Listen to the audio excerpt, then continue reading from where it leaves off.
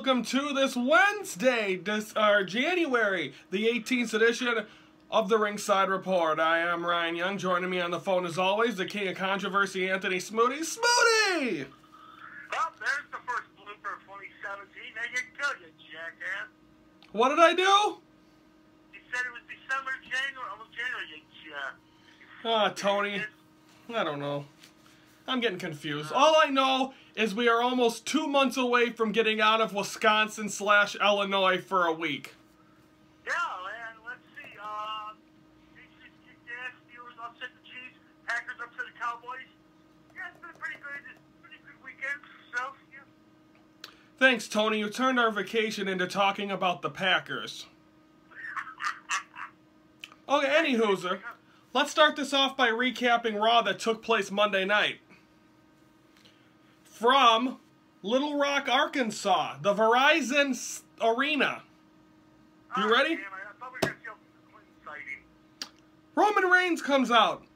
And before he can say anything, really, Paul Heyman comes out and says, I'm the advocate for da-da-da, Kevin Owens comes out and says he's the world champion. He's going to stay the world champion after the Royal Rumble. Well, Chris Jericho was with him and said he's going to win the Royal Rumble. They're going to headline WrestleMania, him and Kevin Owens, and then they're going to be world champion and United States champion together. Well, then Seth Rollins comes out and says, well, you know what? I'm going to win the Royal Rumble because I got screwed out of being at WrestleMania last year. Well, then Braun Strowman comes out, and he's ready to fight everyone. He's staring down Roman Reigns. Then Brock Lesnar comes out, and then before he could do anything, Sami Zayn comes out through the crowd and attacks Braun Strowman. That leads to a big hubbubaloo, which leads to people getting F5'd and this and that. And a very powerful way to start Raw, something that you'd probably expect next week on Raw, maybe.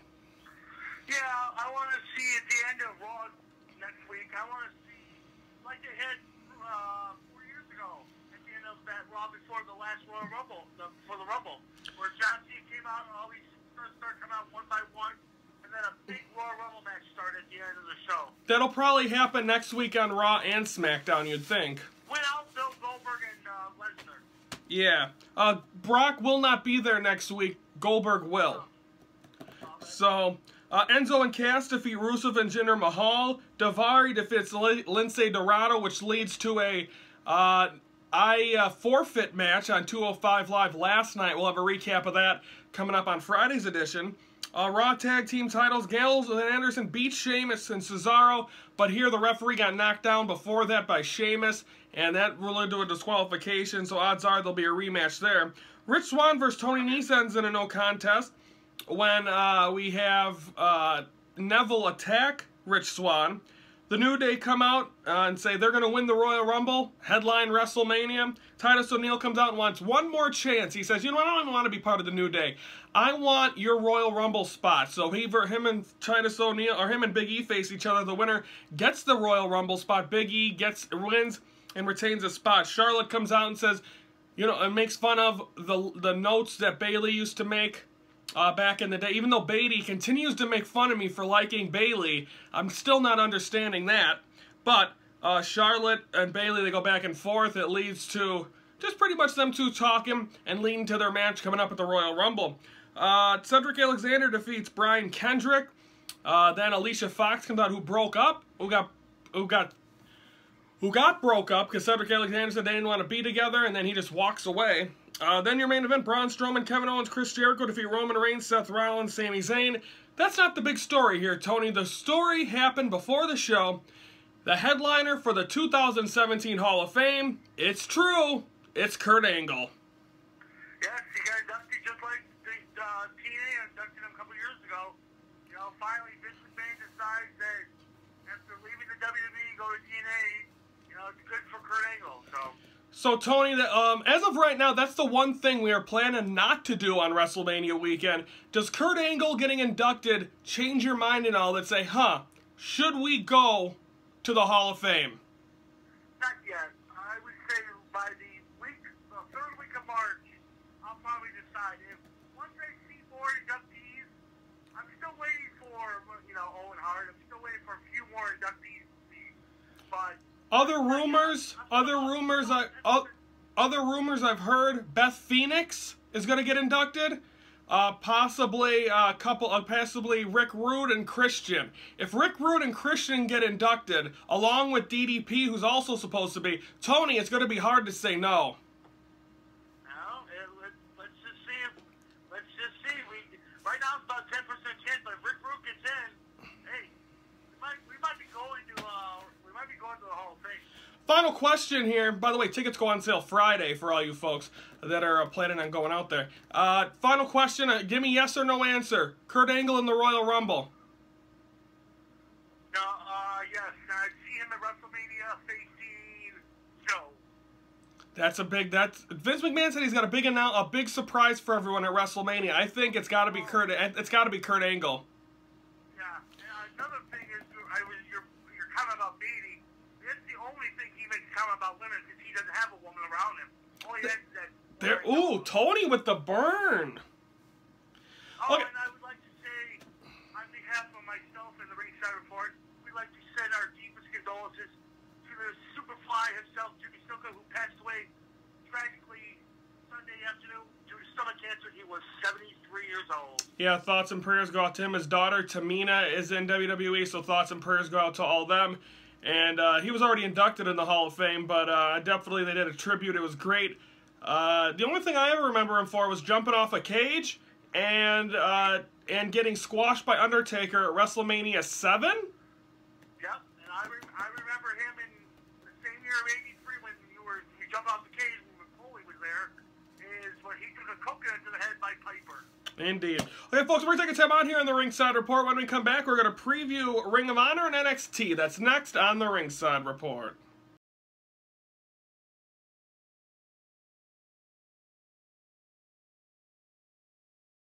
On this date, Smooty, 1998, Stone Cold Steve Austin won the Royal Rumble. He had a bullseye on his back. You got a grand prize if you eliminated him out of that Rumble, but he won it.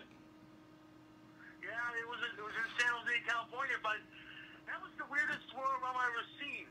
Shawn Michaels beat the Undertaker, King turned his back and set his brother's casket on fire without the Undertaker in there. Yeah, because they had post footage after the match, and they went into the casket, and he wasn't there. He showed up a month later and challenged his brother at WrestleMania. Was that an Inferno match or no? That was before the Inferno match. It was the first time that you met. They met a month later at Backlash '98 in the Inferno match. Oh, Nelly. They should bring that back. I miss the Inferno. I remember, was the last Inferno match Kane versus MVP in like 2008 or something? Yeah, that's when MVP started to touch on fire. Yep. Okay, that was a good, but the weirdest WrestleMania was the next year when it was Vince McMahon and Stone Cold 1 and 2, and then Vince ended up winning it. Yeah, that was... You never know, Tony. You never know. Okay, folks, let's preview Ring of Honor coming up for tonight. It is at the 2100 Arena in Philadelphia. Yeah, and again, there's Philadelphia fans like to say what they feel, Let's see what we got going on. We got a 6-man tag. Donovan Dijak, Jay White, and Lio Rush going to take on the Rebellion. No, not that one from P.O. Dub Dub. The one by the name, it's pretty much the, I forgot their names now. But anyway, it's Kenny King. I forgot but anyway, that team. All Night Express, there we go. And it's not working. Anyway, also we're going to see Cody address Ring of Honor for the first time since his drastic mood change coming up at what we saw at Final Battle. Tony, are you interested to see what he has to say? I want to see what he says because I was pretty disappointed the match is great, but I was disappointed on the way he acted towards Steve Corino and everything, and that was just total disrespect to say it. But that's Cody for you. He's done that before in WWE and TNA. And then, of course, we're going to see the final match of the first round of the Decade of Excellence tournament. It's going to be Jay Lethal against Jushin Thunder Liger. Jay Lethal, I think you picked him to win this thing, didn't you? Yeah, I picked Jay Lethal. Jushin Thunder Liger is a legend in All Japan He's the Hulk. Would you consider him the Hulk Hogan of Japan? I consider him and what's that other guy's name? I'll think about it at the end of the night, but it's that Antonio Inoki. Him and Antonio Inoki are the Japan's one of the greatest weapons. Him and then Nakamura too. I watched Wrestle Kingdom 11. It's a 5-hour show, so it took me a while to finish. I'm still not done with the main event, but I've been watching Ring of Honor now for over a year, getting a chance to kind of actually know who these guys are. Tremendous wrestlers. I don't think I could watch Japan wrestling every day, but I definitely like their style. It's fast, it's quick pace. The one thing I can't get my head around is the turnbuckles in New Japan. It's not turnbuckles. It's just like a long post. A padded post in the turnbuckles.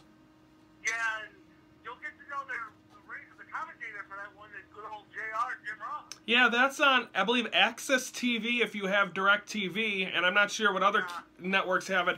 But I haven't Comcast. But Kevin Kelly and Steve Corino did the play-by-play for Wrestle Kingdom 11 in English, and I think they did a tremendous job. Okay, Ring of Honor, that's tonight.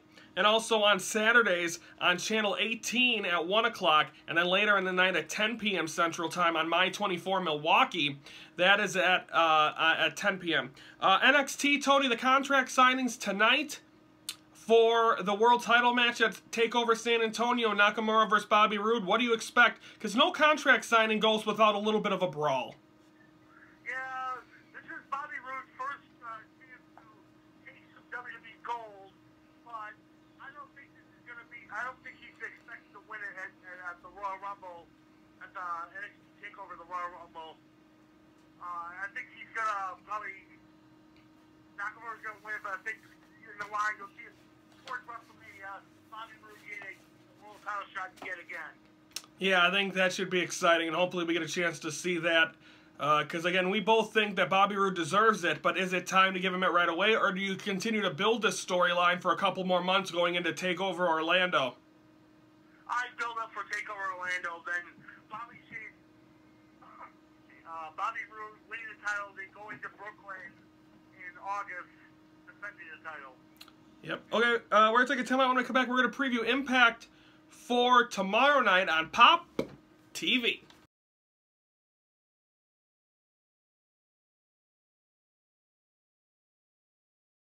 Happy birthday, Smoothie, not to you, Dave Bautista. Oh boy, how old is he? 40-something, and then someone else is on there at 62, or 64. My New Year's resolution's already over. I'm supposed to remember all this stuff, but I don't. You ready? Let's preview Impact for tomorrow night on Pop TV. You saw last week Bobby Lashley going to be he's the #1 contender after winning the Last Man Standing match. Where do you see him getting his title match? Do you see him possibly, I believe this week's Open Fight Night, or it's next week, and then Genesis is coming up. Do you expect one of them two events for him to finally get a shot? I would see Genesis or Open Fight Night, maybe tonight getting a title shot. Do you see, I mean, we know the results of what happened in that because social media don't keep anything a secret anymore, but Eddie Edwards, do you think he's been watered down as a world champion since Davey Richards came back? Because they're still, I mean, they got a tag team title match last week, and they're doing all this stuff, but Eddie Edwards is the world champion, and now they're back to being the Wolves again. Yeah, I think he should have stayed as a single wrestler because their title reign last week was just, getting titles last week was ridiculous, so I think Eddie Edwards big time. I believe. Oh, also this week, Monsters Ball.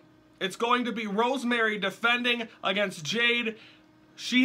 Rosemary has Abyss, who created Monsters Ball, in her corner. Does she have the advantage?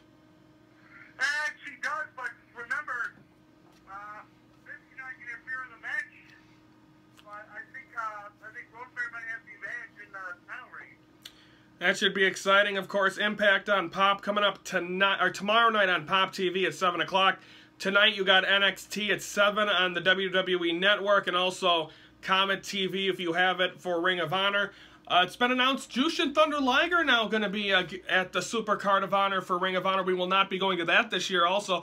Coming up in March, we'll start announcing the stuff we are going to, as we always do. Every year we make a change to what we're going to do to kind of switch it up a bit. This year is the same thing. We're going to some new stuff, and we'll keep you up to date on that as the weeks progresses. We're only, Tony, we are, I believe, 10 weeks from Thursday away from heading to Orlando. I can't wait, and the Royal Rumble starts in less than 2 weeks. And that should be exciting as well. There's a lot of rumors about WWE and WrestleMania, possibly AJ Styles facing Shane McMahon, and hopefully we'll find out all the answers to these questions coming up in the next couple of weeks. Preview for Friday, we're going to recap SmackDown.